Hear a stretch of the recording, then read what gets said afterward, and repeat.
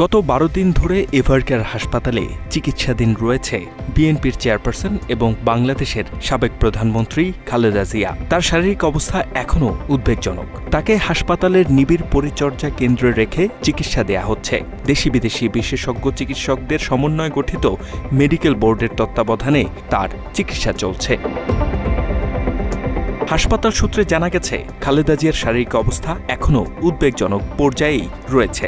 বিশেষ করে তার হৃদযন্ত্র, লিভার, কিডনি ও ফুসফুসের জটিলতা কাটছে না। সংশ্লিষ্ট সূত্রগুলো বলছে, চিকিৎসায় একটির সমাধান উন্নতি হলে অন্যটির অবনতি ঘটছে, যা কয়েকদিন ধরেই নানা মাত্রায় উদ্বেগজনকভাবে ওঠানামা করছে। তবে বেগম জিয়াকে যে চিকিৎসা দেয়া হচ্ছে তিনি তা গ্রহণ করতে পারছেন এবং ওষুধ কাজ করছে।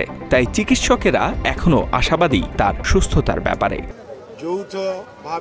এই পরিস্থিতিতে তার সবশেষ শারীরিক অবস্থা নিয়ে গণমাধ্যমে কথা বলেছেন ব্যক্তিগত চিকিৎসক ডাক্তার জাহিদ হোসেন। তিনি বলেন, সংকটাপন্ন অবস্থায় খালেদা জিয়াকে লন্ডনে নেওয়া হবে।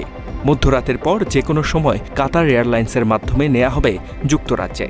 সাথে যেতে পারেন দেশ বিদেশের বেশ কিছু চিকিৎসক। আগামীকালকের সকালের ভিতর ইনশাআল্লাহ আমরা লন্ডনে ওনাকে একটা নির্ধারিত হসপিটাল আমরা ঠিক করেছি। খালেদা জিয়ার শারীরিক অবস্থা আগের মতোই অপরিবর্তিত বলে জানিয়েছেন দলটির সিনিয়র যুগ্ম মহাসচিব অ্যাডভোকেট রুহুল কবির রিজভীও। তিনি তার অবস্থা অপরিবর্তিতই রয়েছে, তিনি চিকিৎসা নিতে পারছেন।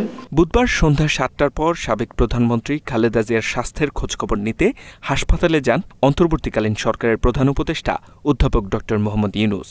প্রায় আধা ঘণ্টা হাসপাতালে অবস্থান করে বিএনপি নেত্রীর চিকিৎসার খোঁজ খবর নেন প্রধান উপদেষ্টা। বাত ব্যথা, প্যারালাইসিস কিংবা আর্থ্রাইটিস, আধুনিক ফিজিওথেরাপি ও পুনর্বাসন চিকিৎসায় নির্ভরযোগ্য নাম ডিপিআরসি।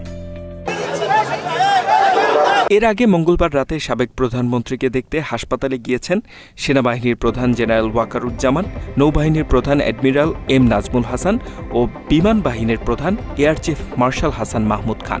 তারাও বেগম জিয়ার শারীরিক অবস্থার খোঁজখবর নেন এবং দ্রুত সুস্থতা কামনা করেছেন। এছাড়া বিএনপি চেয়ারপারসনের খোঁজখবর নিতে সারা দেশ থেকেই বিভিন্ন শ্রেণী পেশার মানুষ হাসপাতালের সামনে ভিড় করছেন, বিভিন্নভাবে দোয়া করছেন। এরই মধ্যে সামরিক বাহিনীর এক্স ফোর্সেস অ্যাসোসিয়েশনের প্রতিনিধিরাও হাসপাতালে গিয়ে খোঁজখবর নিয়েছেন আপসহীন এই নেত্রীর। যে গুজবগুলো রটানো হচ্ছে, এই গুজবে কান না দিয়ে আমরা সবাই ওনার জন্য দোয়া করতে বলবো, কারণ উনি হাসলে আমাদের পুরো বাংলাদেশ হাসবে। আমাদের মধ্যে আজকে যে বিভাজন তৈরি হয়েছে রাজনৈতিক দলগুলোর মধ্যে, একমাত্র ওনার একটি কথাই এবং ওনার একটি হাসিতেই এই বিভাজনটা রুখে দিতে পারে এবং সবাই ঐক্যবদ্ধভাবে একটি গণতান্ত্রিক পথে সামনে একটা ইলেকশন আছে, দেশে যে আনস্টেবল সিচুয়েশন, এই সিচুয়েশনটা থেকে আমরা বেরোয় আসতে পারি। এদিকে বেগম খালেদা জিয়াকে অতি গুরুত্বপূর্ণ ব্যক্তি ঘোষণা করার পর স্পেশাল সিকিউরিটি ফোর্স এসএসএফ এর মাধ্যমে নিরাপত্তার ব্যবস্থা করা হয়েছে। হাসপাতালের আশপাশের এলাকায় মোতায়েন রয়েছে র্যাব, বিজিবি, পুলিশ সহ আইনশৃঙ্খলা বাহিনী। H M Ataullah, Bangla addition.